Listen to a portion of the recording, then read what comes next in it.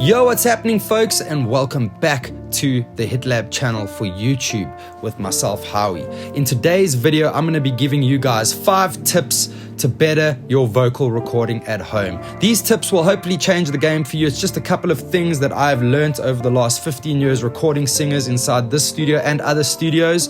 So hopefully these things make a difference in your life. Before we get into these 5 tips, guys, I just want to remind you to head on over to the channel, subscribe to the channel, ring the bell for instant notifications, and give this video a thumbs up, and leave a comment down below for the algorithm. Your comments and your involvement in the channel and your engagement really helps my channel get seen by more people such as yourself that are interested in the world of audio recording. All right, without further ado, let's get into it. Tip number 1, microphone choice. Make sure that you choose the correct microphone for the singer you are recording. You get a condenser mic and you get a dynamic mic.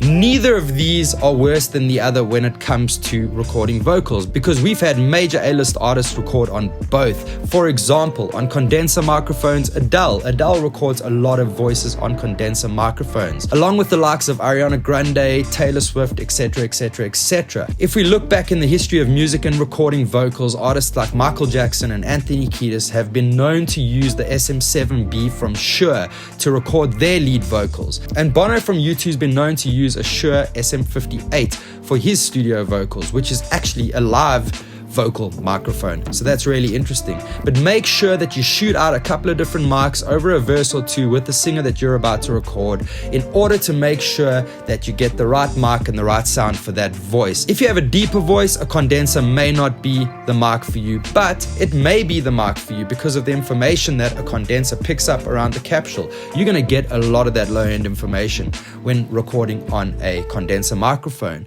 But a dynamic microphone picks up a lot less information around the capsule, so that might work for slightly harsher singers, more aggressive singers. Who knows? It's all worth a try when you get into the studio and actually start recording vocals. Shoot out different microphones in order to see which one works for the singer that you are recording. Tip number 2, this is a really short and sweet one, folks. Use a pop filter. A pop filter is a piece of mesh or material that goes in front of the microphone, and those P sounds, when you're singing, they come out, and when you add compression to a vocal that's been recorded with those popping P sounds, it just becomes nasty, and there are very few techniques to remove them in post-production. So you want to avoid recording those pops by using a pop filter. How a pop filter works is, it's a piece of mesh or material that goes in front of the microphone, just in front of the capsule, and when you make those P sounds, it's air that is getting pushed out of your voice. The pop filter is just stopping that air from hitting the capsule of the microphone, therefore removing the P sound and just giving you a nice clean P without the low-end rumble of the P. So when tracking lead vocals, always try and use a pop filter. Tip number 3, technique.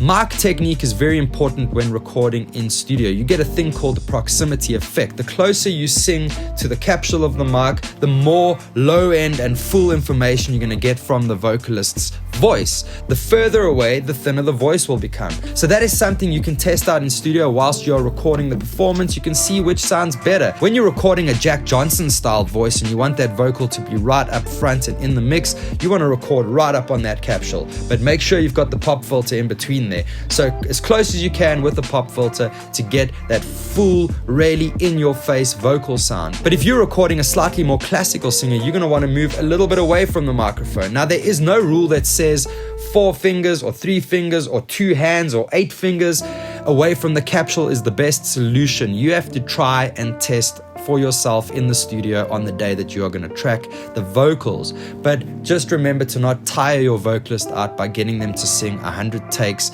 trying different things. Try and get to your desired outcome as quick as you can while just trying a few techniques here and there while getting ready and doing gain structures and stuff. Just make it feel as natural as you can while setting up the vocal tracking session. You don't want to make the singer feel like they are an experimental puppet busy trying out different proximity effects on the microphone microphone. You just want to get there quick and find that desired position in front of the capsule that suits the vocalist you are working with, and only your ears will tell you which is the correct distance on the day of recording that particular singer. Tip number 4, gain structure.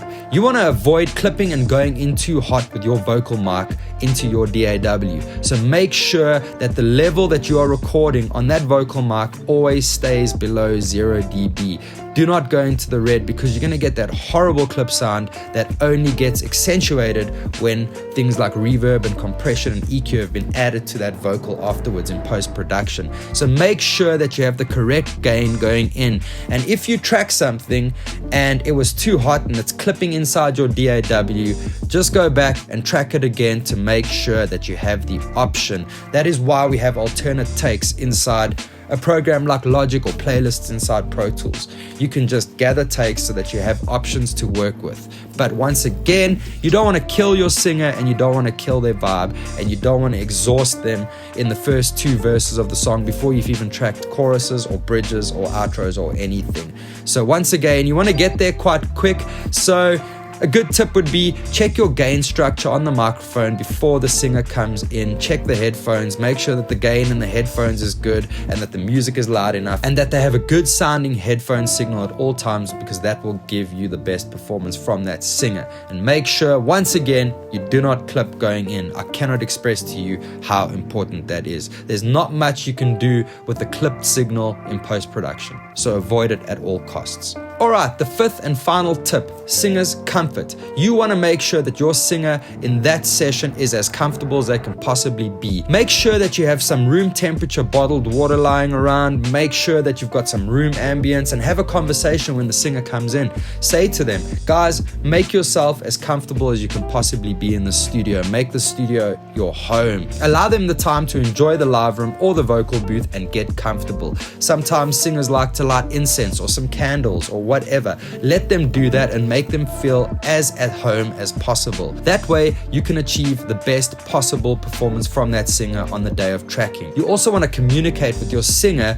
leading up to the session. Make sure that you encourage them to not have a rough night out before the day of tracking vocals, to rest their voice, to get prepared and versed with their lyrics, and just be ready for the session mentally, emotionally, and physically. It is so important to have these conversations with singers before you actually get into the performance, because a lot of singers are not actually aware of what these types of things can do to their voices going into a session. If you haven't slept the night before, or if you've been stressing, or if you've been talking a lot or shouting or singing a lot before the session, you might be tired for the session and you're not going to get the best outcome. So make sure that your singer is comfortable, and if you are singing yourself and engineering yourself, make sure that you are comfortable and in a good frame of mind before you actually get in there and start delivering that lead vocal. Well guys, that's it for this video. Thank you so much for sticking around and watching all the way through to the end. The HitLab community on YouTube is still relatively small, but I just want to thank you guys for the support that you have been given. We are 352 subscribers in, and all 352 of you are absolutely awesome. I appreciate your support on this channel. We are growing a small community, so it is awesome. So thank you for the messages, the emails, and the DMs that you guys send me, encouraging me to make more of these videos. If you haven't yet, please subscribe to the channel. Once again, ring the bell for instant notifications, and give us the almighty thumbs up, and leave a comment down below and let us know what you thought of this video, or if you have some ideas for videos in the future. But guys, until then, you have yourselves a fantastic week, and I'll see you at the next one. Peace.